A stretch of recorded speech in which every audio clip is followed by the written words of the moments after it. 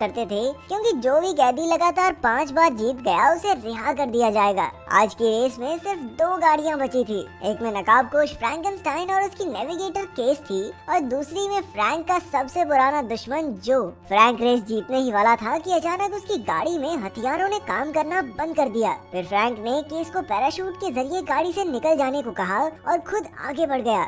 आखिरकार जो ने हमला करके फ्रैंक की गाड़ी में जोरदार धमाका कर दिया। इसके कुछ दिन बाद हम जेनसन नाम के एक आदमी को देखते हैं जो पहले जेल में रह चुका था लेकिन अब गाड़ी चलाता था। रात को घर पहुंचकर वो अपनी पत्नी से मिला और फिर अपनी नन्ही बेटी को देखने गया। इसी दौरान एक नकाबपोश आदमी ने आकर उसकी पत्नी को जान से मार डाला। जब जेनसन वहां आया तो उस आदमी ने उसे भी बेहोश कर दिया और जेनसन के हाथ में कत्ल का हथियार रखकर उसने हाथ से बंदूक का इशारा किया और चला गया। बाद में जब जेनसन की आंख खुली तो पुलिस ने उसे अपनी पत्नी को मारने के जुर्म में गिरफ्तार कर लिया। 6 महीने बाद जेनसन टर्मिनल आइलैंड जेल में पहुंचा। उसे जेल की वार्डन हेनेसी के पास बुलाया गया। वो जानती थी कि जेनसन एक बेहतरीन ड्राइवर है, इसलिए उसने जेनसन को नया फ्रैंकेनस्टाइन बनने का ऑफर दिया। असल में पिछली रेस में हुए धमाके से असली फ्रैंकेनस्टाइन की मौत हो गई थी, लेकिन अब तक इस बारे में कोई जानता नहीं था। देश भर के लोग फ्रैंक को बहुत पसंद करते थे और इसी वजह से उनकी रेस की टीआरपी बहुत ऊपर रहती थी। तो अगर ये खबर फैल गई कि फ्रैंक मर चुका है तो उन्हें भारी नुकसान होगा।